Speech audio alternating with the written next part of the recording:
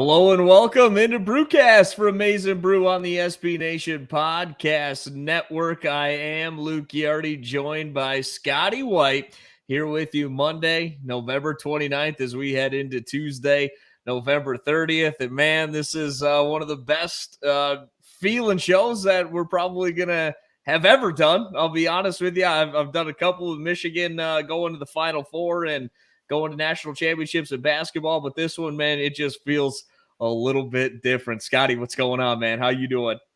I am feeling great. I'm still on cloud nine after the win on Saturday. I've been waiting for this moment since I was 11 years old, and I could not have pictured it going any better than things went on Saturday. The fact that Michigan has a game this week, I mean, it's just such a different feeling, a great feeling. But yeah, I'm doing amazing. Yeah, man, I'm on cloud nine, man. I have been all weekend. Yep. It's crazy. This I didn't let myself really believe it until the end there. To be quite honest with you, probably a Jabo's sack to cause the fourth down was when it really sank in that it was really about to happen. Man, you were there in the big house and watching it all unfold, man. I could feel the energy through the TV, man. Just describe what it was like in the big house on Saturday. Oh my gosh, dude, it was absolutely unreal. Like I thought that the Washington game, the atmosphere was awesome there. But I've never experienced anything like Saturday. I mean, after every play, even if it's just a 7-yard run for Haskins, everybody's screaming, hugging everybody around them. It was just loud every single play. They had the false start count up on the big screen for Ohio State. So that got the fans going. Pump it up. I know the Blue by 90 guys, they love that. I don't think there's been more than like 5 minutes where I haven't been singing that in my head. It's just been stuck in my head since Saturday. But yeah, they played that probably like 20 times. Always gets the crowd excited. But yeah, I mean, did you make it out of the field? Oh yeah. Yeah. Yeah.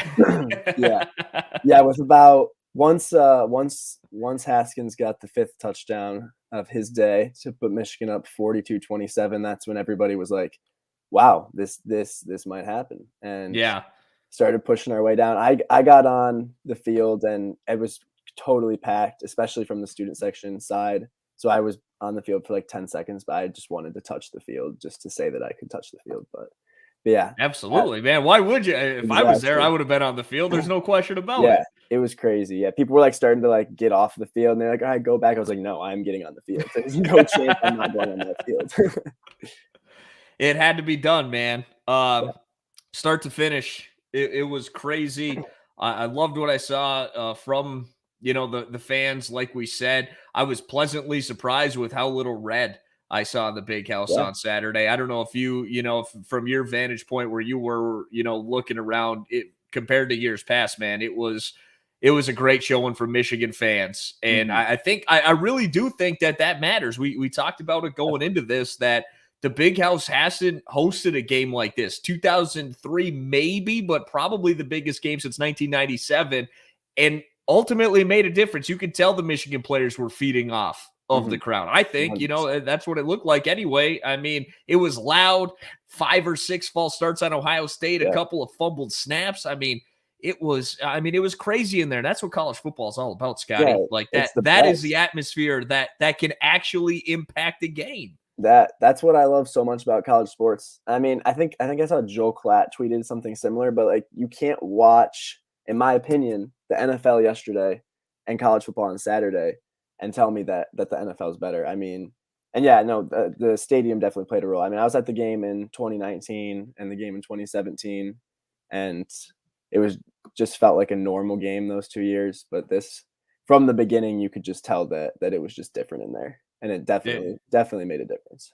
No question about it, man. And quite honestly, setting the tone was the big thing of the game. Michigan gets the ball and they put a great drive together, man. An incredible drive, capped off, obviously. Great Josh Gaddis called the little Statue of Liberty reverse that they ran, to Henning there. That was truly Truly, what a way to start, man. And I loved that. And that was a kind of a theme throughout the game is Michigan.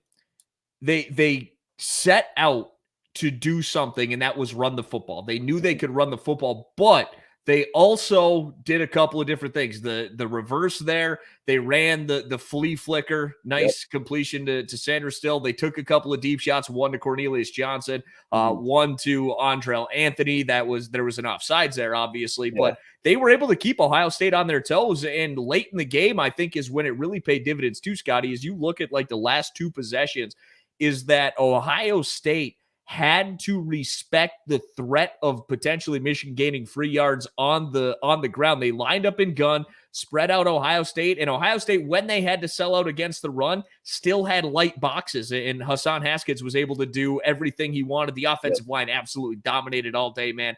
It was a perfectly executed game plan, I thought, on the offensive end. It 100% was. The offense in the second half, the only drive they didn't score a touchdown, they were taking knees because they just won the game. I think there was 1 3rd and 1, and there was 1 3rd and 2 in the second half. I mean, they were just getting everything they wanted. And honestly, like the pick in the first quarter from Cade was tough, but the fact that he responded so well to that was great. Right. But two, even the Andrell Anthony deep ball, it was an offside, so it was a free play, and it wasn't caught, but that was still a really nice throw. JJ's one throw to Roman Wilson was absolutely beautiful. I think most quarterbacks would throw an interception on that play. I think both JJ didn't, obviously didn't play nearly as much as Cade, but I thought that they both did a tremendous job through the air when they were called upon.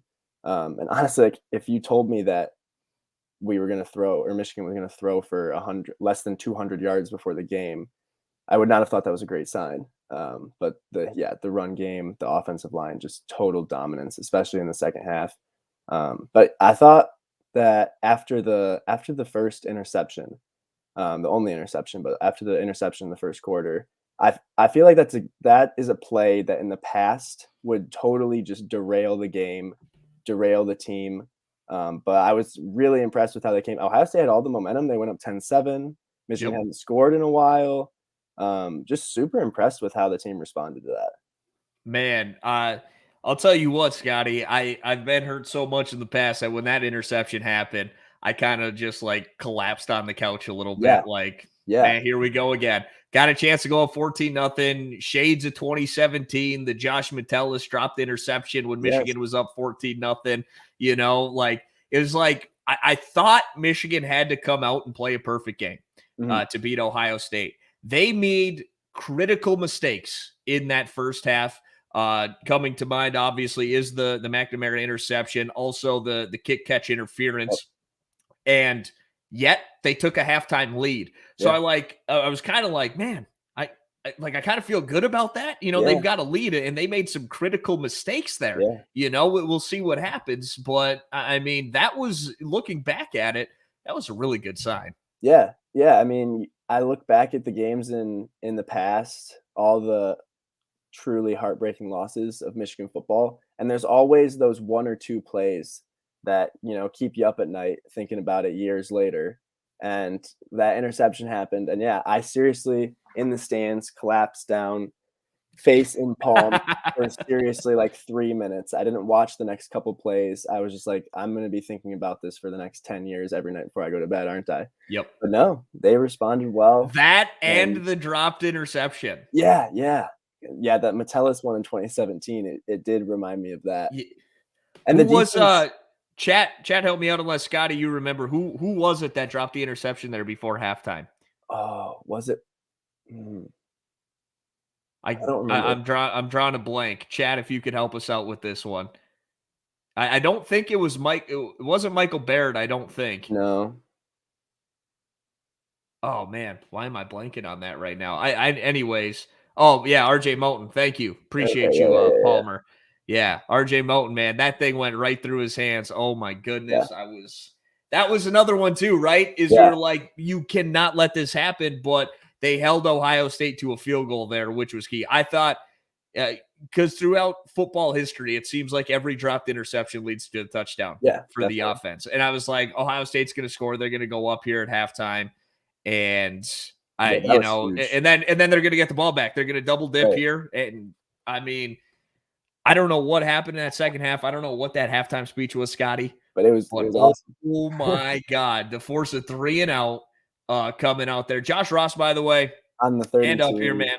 I mean, he played a hell of a game. I had said, someone asked on the show last week, what was Michigan's biggest weakness on the defensive side of the football? I said linebackers. You know, you've got a true freshman starting in Junior Colson. Nakai Hill-Green, obviously, he made a couple of tough plays in that Michigan State game. But Josh Ross, I wasn't sure. I think Justin Rose said he loves Josh Ross. He didn't want to see a lot of them because, you know, he thought that they were going to put him in coverage, things like that. Josh Ross played out of his mind, as did the other linebackers, man. That defensive performance, just top to bottom, all three levels. Yeah. Amazing, man.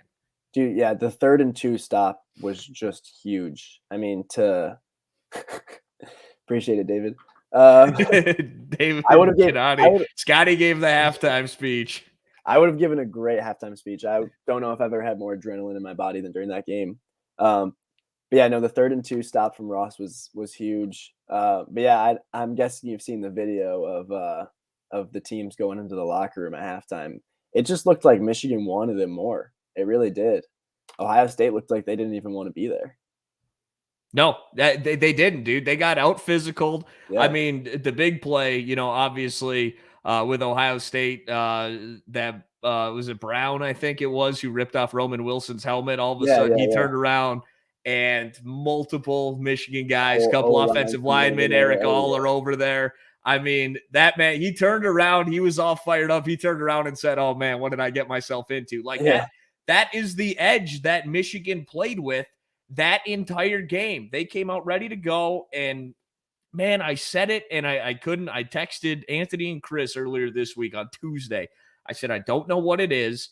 This week just feels different. I can't explain it. I could just feel it in my bones. I think it was the way that everyone was talking surrounding the Michigan program, the way Aiden Hutchinson was talking, the way Cade was talking, you know, that, hey, you know, we're not going to guarantee anything, but we're feeling confident. There was a carrying of themselves throughout the week that just it made kind of an aura surrounding the team in this game. Yeah, I mean, it's kind of felt like that all year, and just like my whole life being a Michigan fan, every year I always have some feeling that this year is going to be different.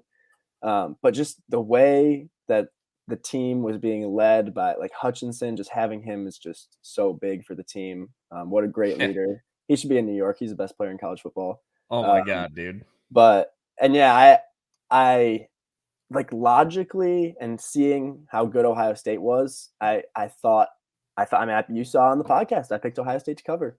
But I texted my friend Ben on Tuesday. I was at the press conference and Aiden Hutchinson was talking. I texted him after that. I was like, we're beating Ohio State on Saturday because of how fired up I was just listening to Aiden Hutchinson talk about it. Right, dude. Right. Absolutely. I got one here. Dunny Don said, "Is Amir, does Luke's voice kind of sound like Randall and Clerks?" I'm just glad I'm getting different. I'm getting different comparisons than T-Pain here this week, guys. I think you can see me clear. I think the voice is good. I think I got my internet fixed. So I'm here. I hope you guys can see me and hear me pretty good here this week, man, because it was pretty important coming off of that Saturday. But you mentioned Aiden Hutchinson. I think we should talk about, I mean, that defensive line as a whole was unreal. But I feel like, you know, I listened to some different podcasts and whatnot, and particularly some gambling podcasts, right? Mm-hmm. And one in particular kind of has talked a lot about this year about Aiden Hutchinson and David Ajabo maybe masking some things on defense, making him seem better, you know, than they are. And if you subscribe to that theory, I understand, but I also don't think you could properly handicap exactly the impact that they have on the game, because those two are absolute game wreckers. And you saw it against Ohio State. They kept CJ Stroud off guard. They played good, what seemed a lot like kind of that high two-man shell coverage, which they weren't going to allow Ohio State to get everything over the top. Ohio State worked for everything, Scotty. The 2 touchdown drives in that second half, 30 plays combined for Ohio State to get those 2 touchdowns. Michigan's 4, a combined 22 plays. Ohio State worked so hard for everything, and they had to make some incredible plays to get that. The 3rd and 18, 3rd and 19? That was one of the greatest catches I've ever seen in my life, dude. That was one of the greatest catches I've ever seen in my life. How did it happen? There should have been a pass interference, but it didn't even matter. I know. I like it. I've watched they like condensed 60-minute version of the games like 5 times since, and every time it's funny. I mean, like obviously we won the game, and I was so happy about it. But watching the highlights on those plays, I still like get a little frustrated. I'm like, how did they convert that? Like, how did he make that catch? And that was the theme of the game. It was like you knew Ohio State wasn't going to make it easy, but I mean, come on. Can we get a break? You know, like just for the sake of my heart over here, you know? It really could have, my goodness. Really could have been like a 42-13 game. I mean, there's the 3rd and 19, and that was still in the 3rd quarter. They might have punted that if they didn't get it. Oh yeah, for sure. Yeah, that was the end of the 3rd, right? Yeah, and then they ended up getting a 4th and 5 later to begin or something. Yeah, I mean, and there's just great pressure on that play too, causes Stroud to roll out. And it was really it was a great catch. So you got to give them credit there. They definitely made people nervous. Me definitely being one of those people. But yeah, I mean, some incredible plays to keep them in the game. Jason White here said it's not how they were taught. It's not just how they were talking, but how they've played all year, never flinch. And Scotty, you and I have talked about this, man, and Michigan's ability to answer. Yep. And, you know, thinking back on the season, I'm pretty sure the only time this year Michigan has went down in a game, they trailed and they didn't respond with a touchdown, was when Michigan State took a 37-33 lead. I'm pretty sure that's the only time Michigan did not respond with an answer after going down in a game here this year. They did it against Nebraska. They did it against Penn State. They did it against Ohio State. Ohio State, obviously, yeah, when it was 10-7. I'm trying to think. I can't remember if Wisconsin never took that lead, right? They had the touchdown right before halftime, but it didn't give them a lead. Yeah. But every time this year, man, if there was a team that went up on Michigan, the very next series, they either went down and kicked a field goal or they scored a touchdown to take the lead once again, all except for one when Michigan State went up 37-33. Even when Michigan State had the 2 touchdowns to go up 14-13, Michigan went right down and scored on that. Yep. I mean, their ability to not blink this year was just simply not something we saw from a Jim Harbaugh team in the past. It's just what it was. Yeah, it's just one of those things that it felt different this year. It has felt different since the Western Michigan game, and that's one of those characteristics that championship teams have to have. And Michigan has it, and they're playing for a championship on Saturday. Yeah, I mean, they made it, man. They made it to Indy. It doesn't even feel real to say that, but Michigan is playing. It doesn't on Saturday. I just go on ESPN all the time and just stare at the game, Michigan versus Iowa. Just look at it. And I don't know how you guys feel in the chat here as we're live. If you're listening on the pod, obviously, you can leave us a review and let us know. But if you're live with us here on the Maize n Brew YouTube channel as we're doing this on Monday night, you think back to 2018. Maryland's missed 2-point conversion against Ohio State second to last week of the regular season, right? That conversion would have sent Michigan to Indianapolis. Now, if that happened, but everything played out the same, and you know what you know now, and you know what this feeling is like here, would you trade what happened in 2018? Like, would you want that have been your first trip to Indy after getting beat by 23 to Ohio State? Or to me, man, this feels so good to beat them, to slay the dragon, and for that to be how you got into the Big Ten championship game. Yeah, I'm with you, Luke. I think now, even I wouldn't have it any other way. Even the past losses, I mean, now none of that matters. You know, Michigan's on top right now in the present. That's all that matters. Everything leading up to this made this moment so much sweeter. I mean, it's been 10 years since Michigan beat Ohio State. For me personally, you know, this is my senior year at Michigan. That was my last game in the Big House. So for me, I wouldn't want it any other way. I mean, everything that happened before just made this moment sweeter. Yeah, exactly, man. Is everything the trudge through the mud the last few years, that sometimes it takes a lot of heartbreak to appreciate the moments, right? It really Like, does. you can't appreciate the sunshine with no rain. And damn, we were damn near drowning. Like we were standing in a flood, man. It was up here. It was about chin high was the water at this point coming into this season after last year. But man, what a job Jim Harbaugh's done. I think we got to give him a lot of credit as well. He went through, 100%. he made sweeping changes with the coaching staff. And the job he's done, giving the reins to a guy like Mike McDonald, who's never called defensive plays before. I mean, what a chance he took on him. He Yeah. trusted his brother, John. John said Yep. he's got the guy, and Mike has done a fantastic job. Obviously, the defense is not perfect, but it never was going to be. No. It's just what a job that entire coaching staff's done. And hand up to Josh Gaddis, man. I Oh got my to give him gosh. a lot of credit too. Yeah. I've been a monster critic of Josh Gaddis, Scotty. Mhm. A monster critic in the past. He called the perfect game on Saturday. Good. He's done a great job all year. This team's scoring like 35 points a game. Josh Gaddis, he's gotten it done. Obviously, the offensive line playing a huge part in that, but the coaching staff's done an incredible job this year, man. Yeah, it was a coaching clinic on Saturday, and it's funny too.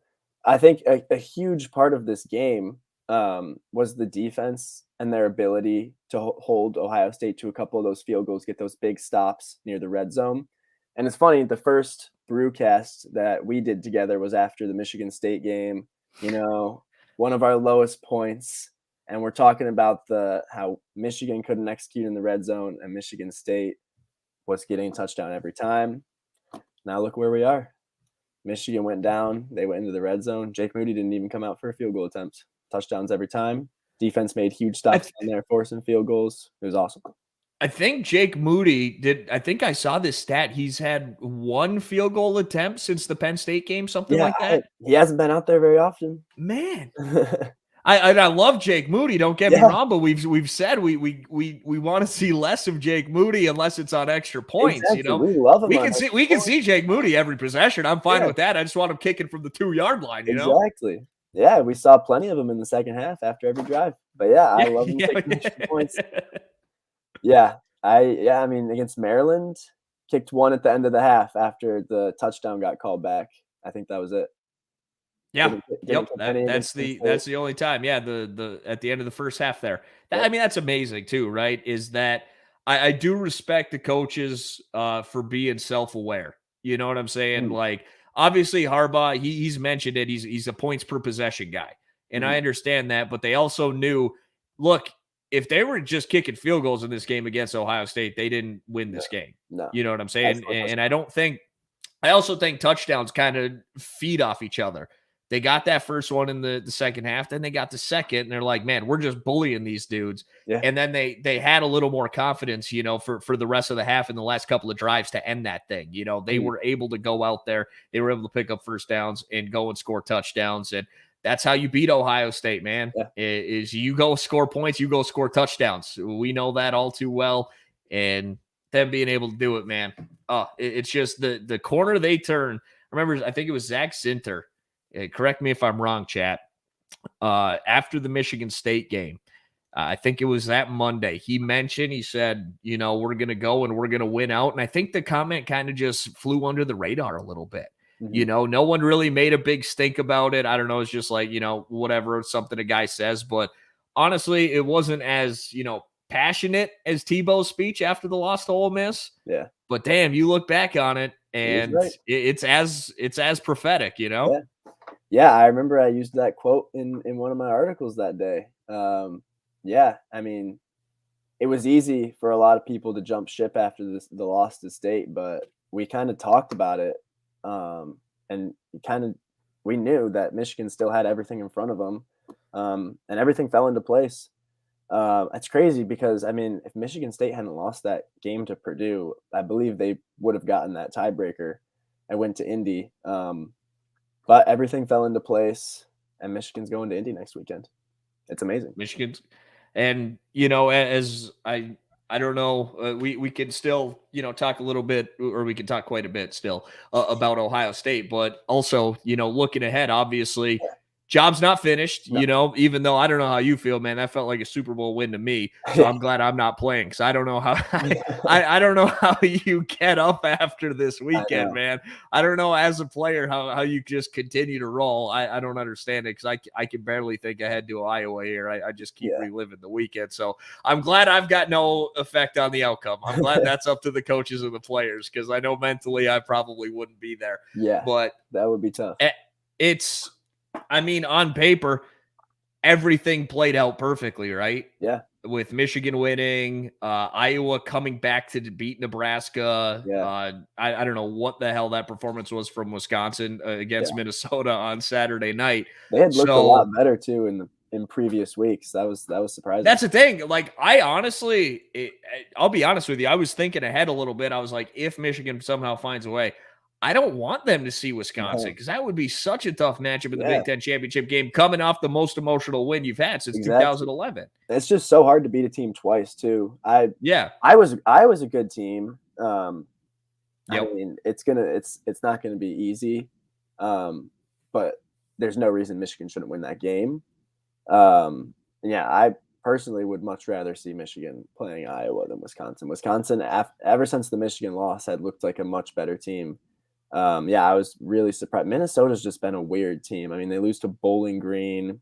They lost another maybe to Illinois or something.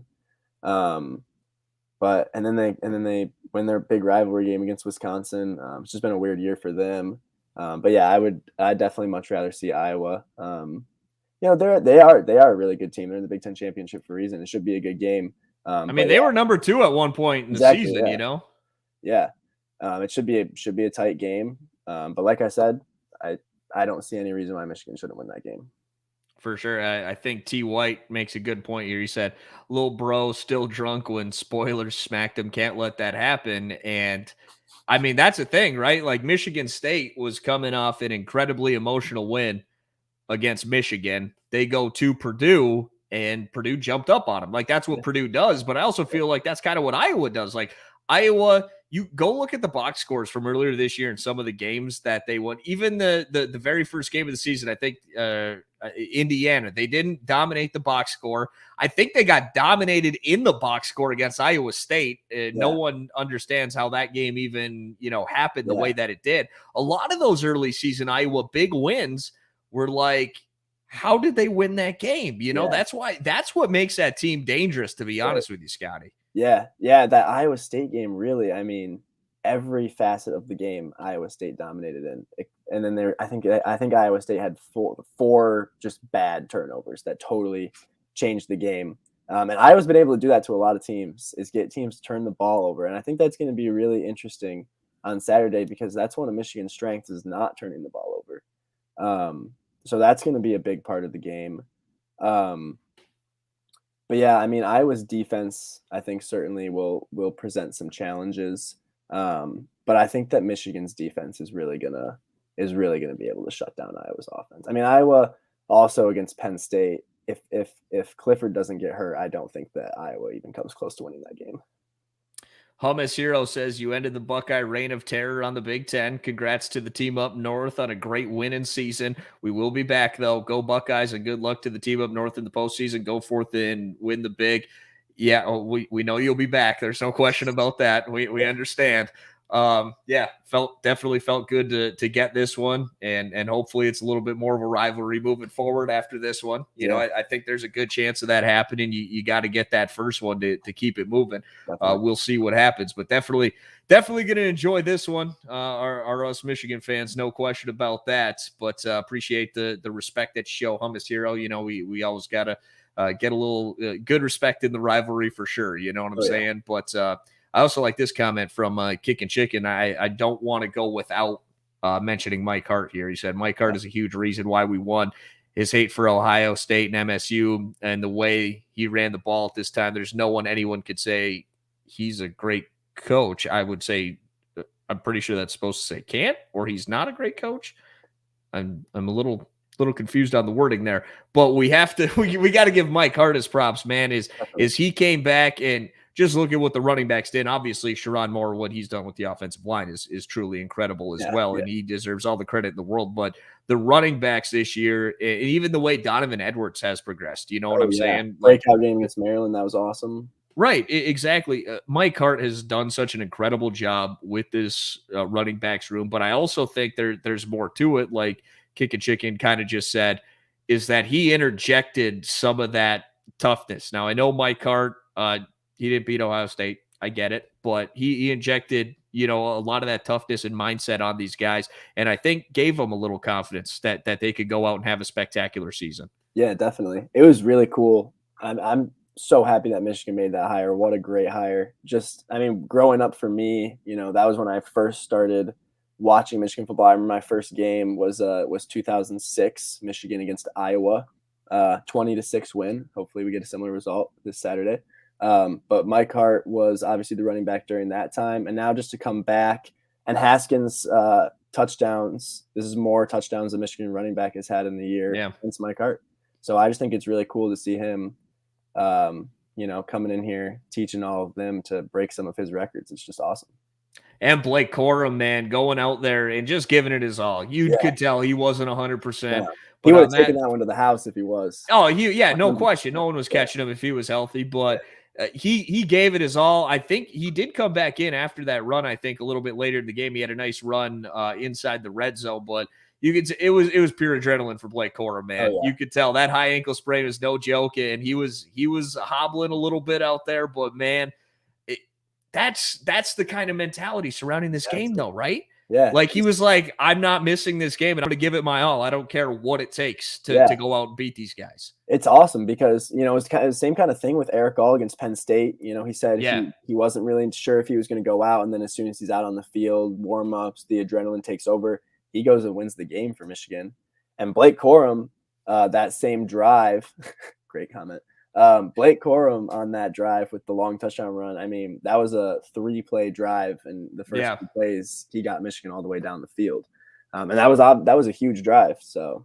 And then the very next play, Lewis Blake kind of mentioned it here. He said Eric All still blocking people off the field. That next play after the big Corum run was Eric All as a lead blocker, and Hassan Haskins literally just pushed him. And and he said, "I'm following you into the end zone, big guy." And I think that's underrated.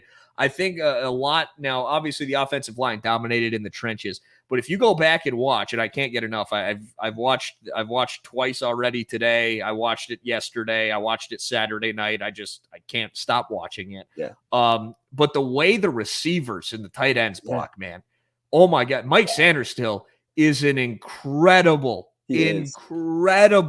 blocking receiver. The way Andrell Anthony's come up to speed in blocking out in space as a true freshman. All of those guys, the running game is nowhere near as efficient on Saturday if you're not getting the blocking from the receivers that you got on the outside. Truly remarkable across the board. And I don't know who gets credit for that. I would guess Josh Gaddis because he's the receivers coach. I don't know if the receivers are working with Sharon Moore or anything like that, but they are some of the best blocking receivers you're going to see in the country. It's awesome to see. I mean, everybody's just on the same. Everybody just wants to win. Everyone's on the same page. You know, sometimes you see quarterbacks or receivers getting mad because they're not getting to throw the ball, or the receivers are getting mad because they're not getting to get all these big catches. But everybody just wants to win. It's a team mentality, and everybody just does their job. And I mean, that's just the best thing the best characteristic you can have on the team.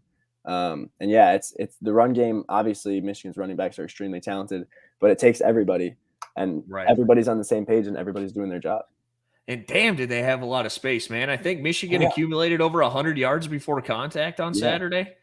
Yep, it was insane. I mean, that drive we were just talking about with the 2 runs from Blake and then Haskins finishing it off. I mean, that's one of my favorite drives to watch. Just 3 straight running plays right down the field. I mean, and yeah, I don't like. There was just so much space. It's just so fun to watch. It was. I mean, there is nothing better than that, right? Like it's fun to watch an efficient passing attack. You're taking the top off the defense, like what Ohio State against Michigan State last week. Like that's fun to watch if you're an Ohio State fan, obviously. But I've never experienced like that, like domination against a very good team at the point of attack in the trenches. Just knowing that you are going to run the football and there is literally nothing they can do about it. There's nothing like that in the game of football. And I know we're going to more pass heavy. We talked about it after Washington. Can they throw the football? What we saw Saturday, man, there is, if Michigan could win every game doing just that, there is beating the will of your opponent, beating the will out of your opponent to where they have none. They had none at the end of the game defensively. Yep. It's an amazing, amazing thing to watch happen. It really is. Yeah. I mean, yeah, that Washington game, that was another really the whole season. And that's what's so great about Harbaugh's first win against Ohio State. Everybody has just been, giving him crap for the last 5 years, ever since he's gotten to Michigan, saying, oh, he's got to adapt. Like, you're not going to be able to win these games running the football. That's exactly what Michigan did on Saturday, and it was pure domination. That was just the perfect game plan. When they did need to throw, they made the plays. It was just perfect execution, perfect game plan. Yep, it was. I can't commend him enough, man. Literally top to bottom. I don't think anyone had a bad game at all. It was just the secondary held up against the best receivers in the country, man. Look, they made some great plays, obviously. Yeah. The Chris Olave mossing of, I believe it was DJ Turner on the sideline. I mean, what do you do? They were in great position. Those plays are going to happen against that team at the end of the day. He's an NFL wide receiver, it happens. Right, exactly. So I thought the secondary, and I think, former Mason Brew member Steven Osatoski, I think he pointed it out, Vincent Gray from last year to this year. Oh my gosh. Holy what, man. Yeah. I mean, Michigan last year is getting torched for over 300 yards by Rocky Lombardi, and now they're holding Ohio State's passing attack to just 27 points against them. I mean, yeah, he's got to be up there for most improved player. Yeah. And I think Joel Klatt did a good job on the broadcast kind of talking about it too. Guys like Chris Hinton and Mozzie Smith, Ojabo and Hutchinson don't exist without those guys. And you look back at it, I remember Anthony and I did the preview pod, and I picked Michigan to go 9-3. I know I sold them short, guys, but a lot of people, they were like, no, you're drinking the blue Kool-Aid. There's no way they're winning 9 games, yada, yada, yada. But the thing I kept pointing to, man, was the 2019 class. And it was the best in the Big Ten. And those interior defensive linemen, you signed Chris Hinton in that class and you signed Mozzie Smith in that class. And the third year is when those interior defensive linemen, it starts to click for those guys. They've been in the strength program for a couple of years. They've seen how the defense works. They understand how to play inside and those techniques, taking on double teams and just eating blocks so other guys can go. And I mentioned that. And I sold the 2019 class short. 10 starters in that class yesterday in that game. And that's what it takes, man. One recruiting class. 2018 was a great class. 2019 was a great class, but just one of those recruiting classes can change your fortune as a program. And I think we saw that come to fruition on Saturday. Yeah, 100%. I mean, those guys have been huge. I mean, it really is just remarkable to see the strides taken from last year. Obviously, I mean, last year was just a weird season, but I mean, the team was 2-4. The defense was just not good.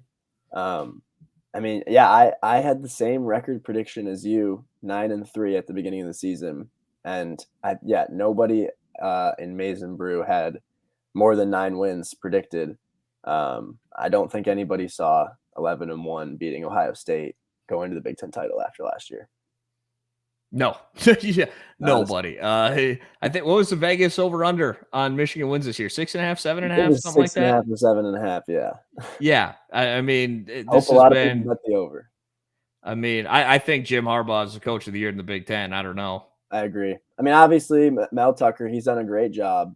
He's a great coach. Michigan State is having a similar season to Michigan, where they had a really rough past couple of years, obviously last year too. And they had a much better year. They're a good team. He's a great coach, but for Harbaugh to come back, all the critics, 2-4 last year, to beat Ohio State. And this Ohio State team is the Ohio State team that everybody just a week ago was talking about, saying they are the best chance to beat Georgia. And Harbaugh and Michigan just defeated them. And I mean, he's got to be coach of the year. For sure, for sure. And then we don't want to get too far ahead of ourselves, but I'm hoping Michigan plays in Indy twice this year. Yeah, I mean, you look at the way things are lining up, and a win next week could present a favorable semifinal matchup for Michigan for sure. Right, right, right. Got to get through Saturday, but we can look ahead. We don't have Yeah, an impact on the game. We no, already we don't. established that a No. little bit earlier, man. So, yeah, it was that was one of the best Saturdays I've had in a while. This weekend, man, I still like it's does it still feel surreal to you at all? Oh Because my it gosh. honestly does feel surreal to me. It's I can't even describe the feeling. Like, it's I just never thought I don't know. I somehow for some reason I just like thought Michigan is never going to beat Ohio State for the rest of my life. And obviously that was a negative way to think, but it just didn't feel like it could happen because I barely even remember when it happened in 2011. So yeah, it really is an unreal feeling, and I don't see it going away anytime soon. Yeah, and that's the thing, man. 2011, it was awesome, right? Yeah, Because you finally got to beat Ohio State, but at the end of the day, that was also a 6-6 Ohio State team, exactly. and that's not taking anything away from that game because it was awesome. And beating Ohio State, I don't care if Ohio State's got 0 wins coming into the game, man. Beating Mhm. them is going to feel good, but Right. to beat the number 2 team in the land, to beat a coach that hadn't lost a Big Ten game yet, and to send you to Indy on it, it's just it feels a little different. It just It does. does, It you does. know. It just like I said, I don't think like everything leading up to this point just made for a absolutely perfect moment on Saturday. It was amazing. Everyone on the field. How long did you stay down there, by the Well, way? it took a while to get down there. Dude, that Probably the it was crazy because the field was completely covered and it still looked like the stands were full. yeah. And my mind was tripping. I was like, that doesn't make any sense. That's exactly what Jim said today in the press conference. He was asked about like his best moments. He was like, "Man, I saw the field's completely full and the stands are completely full." Like he was like, there might have been a few more thousand than the 111,000 they had listed. But yeah, it was crazy. It took about 20 to 30 minutes to get just onto the field, and then I was probably only on the field for like 2 minutes, I would say. 'Cause at Okay. that point, people were starting to exit. I the lines to get into the stadium were insane, so I didn't get into this, especially the student lines. I didn't get in until right before kickoff. Thankfully, did not miss a second of the game. Yeah. But Well, I I was trying saw to that. hide So out. you could see on the broadcast, you could tell there must have been something there because the top part of the student section wasn't quite full yet Yeah, at kickoff and it got full, for the game. So I figured the student line must have been it was just insane. absolutely insane. Yeah, I was like, "Oh, I'll get to the stadium at like 11:15, 11:20, I'll be fine." Nope, I was in line for like 40 minutes. It Oh my was god, crazy. man. Were you starting to lose it a little bit as it got Oh, closer to yeah, noon? I get nervous. I'm like, "I cannot miss a second of this game," and thankfully got into my seat, like, 2 minutes before kickoff, but it was stressful for sure. I was very stressed. Oh man, I love it. Also, real quick, Lewis Blake said those all blue uniforms are looking better and better. I love them, and I think you got to No, rock with them now, dude. I I think I agree. think you do. In big games, you have to rock the all blues at home. I don't Yeah, think you have a choice after Saturday. I mean, yeah, Michigan just beat Ohio State in the all blues. Wear those every single game for the rest of eternity. I don't care. Seriously, I don't need They look good start a too. new. You can start a new tradition. I'm cool with Yeah, that. I mean, it took you 10 years to beat Ohio State. You might as yeah, better no better time than the present to start a new tradition right now. yeah. Those look good too. They look fantastic. I mean, they look great for the maze out, obviously, because of the contrast, but Yeah, man, they just look good anytime. yeah. I love them. I love them too. You think Ohio State will let them wear the all maze next year, Thanksgiving weekend? Maybe, maybe they have a little more, uh, pride than Penn State. I can't believe that, man. That was that was ridiculous, man. Yeah, I also love I don't know because there is bad blood between Jim Harbaugh and Ryan Day, and I absolutely love it. the Loved the, the uh born on oh, third yeah, base. Think he hit a triple line. I mean, he that is didn't say it awesome. was Ryan Day, but everyone knows it was It Ryan was Day. Ryan Day, yeah. I mean, I love that because Ryan Day said that they were gonna hang 100 points on Michigan. Absolutely. If Well, they're yeah, gonna and then you got people on Twitter being like, Oh, classless. I saw one actually because I love Schadenfreude. So I went and read some articles in the Columbus Dispatch and things like that. And it was like 5 takeaways, from that. It was like Harbaugh can't show humility or what, blah, blah, blah. Like, if you're going to put that out there, if you're Ryan Day, like, hey, guess what? Like, you're Yeah, going to get headshots back. Like, that's exactly. how it's always going to work. Yep, and that's what makes the Michigan-Ohio State rivalry so great. I mean, and there's gonna be bulletin board material from both sides every year, and there's gonna be a ton of it. I mean, Ohio State's they had that player post the video stomping on the JJ McCarthy jersey Yep. earlier this week. I And mean, I honestly, I love that stuff. yeah, That didn't offend me or anything. And I doubt it offended the players. Like, that's what makes this rivalry sort of yeah. special, though, too, right? Is there is legitimate hatred Oh yeah, across the aisle. oh yeah. I mean, I hate Ohio with all my heart. That's how Yeah. I was raised, and And that's I how fully expect them to hate Michigan, like exactly. that's and then we coexist somehow in that dynamic. I mean, dude, one of my best friends is an Ohio State fan, so I mean, they've got a few good people there. But no, I'm kidding. One of my best friends is an Ohio State fan, but I've met a lot of pleasant people from Ohio. I Right, yeah, still for sure. But dislike. when it comes to Thanksgiving weekend, Yeah, we don't like each other that it's much, all hate. It is Well, all hate. actually, probably it's actually more like 365 days a year, but we'll coexist the 364. Yeah, Man, yeah. I also real quick before we start wrapping this thing up here, when you look back at it, um, I do think they took a different approach to this game this year, and I do think it paid dividends. They started acknowledging that Ohio State yes, was yeah, the dragon that they needed to slay, and they started putting this game on a pedestal. They yeah, had the beat Ohio drill. They put, what are you doing to beat Ohio State up in the weight room? They made sure every single one of these players was confronted with mhm, the fact that they have not beat Ohio State. yeah, And they had to think about that every single day, no matter who the opponent you were prepping for. In the back of your mind, you knew at the end of the season you were playing to go beat Ohio State. And I do think that helped this team get over the hump on Saturday. I totally agree because Ohio State has had that emphasis on the game the whole time, and I believe this was the first game that Michigan Ohio State have had since Michigan started doing that. I think it was after 2019, and then obviously there was no game last year. Um, yeah, I totally agree. And they also had the Ryan Day quote that they're going to hang 100 on Michigan up in the locker room for a while too. Yeah, that definitely. I mean, it's the truth. The Ohio State game means more than any other game on the schedule. And No you have question. to, yeah, and everybody has to know that. You have to prepare for it all year. That's what it takes to win that game. I just got to calm down. D Brown here. He said, "Was this the biggest win in program history?" I say yes. Let's not get carried away here. Michigan's got a bunch of national championships, man. That's Like, true. like let's pump the brakes on that one a little bit. All right, one as recent as '97 too. There were a couple big wins in that year. We'll see though. Hey, if Michigan shocks the world and go wins a natty, maybe we That can. can be. We can talk about a national title win this year as the biggest win in program history For for sure, sure. for sure. Also, yeah, Hummus Hero, he mentioned this. I got some texts earlier about this real quick as we wrap it up. Brian Kelly is expected to accept an offer to be the new LSU head coach. I saw that. I saw the report earlier, and then I had a couple people text me that it's a legit thing that he's probably going to go. There could be an announcement as close as tomorrow, Wow. which is absolutely wild. Yeah, especially considering Notre Dame, they could be in the college football playoff this year if Yeah, things fall into seriously. place this year. So that blows my mind, right? Yeah, Is like Notre Dame's got a legit shot of making the college football yeah. playoff as that fourth team in, depending on what happens in that Big 12 championship game. Though Mhm. I don't even Notre Dame probably going to be in even over Oklahoma State, maybe. I Yeah, don't know you never because know. the college football playoff committee, they didn't really value Oklahoma that well. Even when they were undefeated, they were ranked 8th. So I don't know how much stock the Yeah, committee's going to put exactly. into that.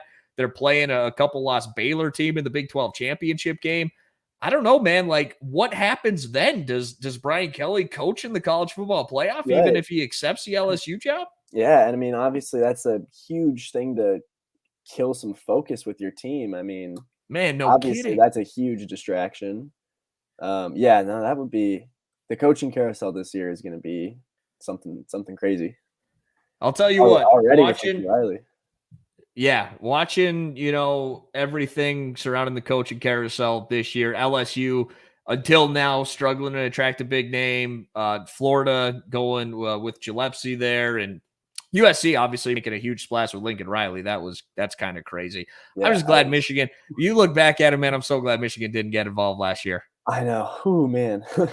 Dodged the bullet, man. Dodged the bullet. Things could not have worked out any better. Oh man, nothing better. They beat Ohio State and a chance to win the Big Ten championship on Saturday. Yep. I can't wait. Let's go. Let's keep it rolling, man. I want to see him play at least 3 more games. You know. Yep. 100%. Absolutely, Scotty. Where can we find you on social media, my friend? You guys can give me a follow at Scotty White _ on Twitter. That is where I'm most active on social media. That's where I'm doing all my tweeting during the game. So you can follow me there.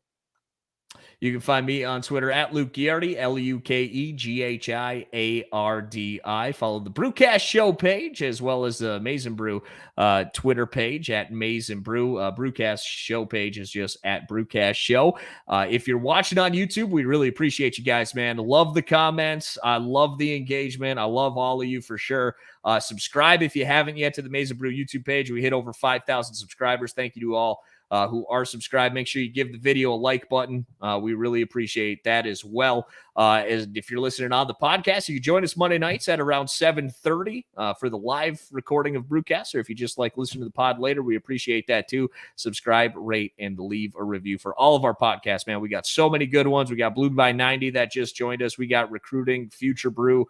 I mean, we are loaded with the pods. We give you your Michigan fix, no question about that. We're going to keep it going through football season, hopefully a heck of a basketball season and hockey season as well. So for Scotty White, I'm Luke Ghiardi, and we'll see you next week on Brewcast.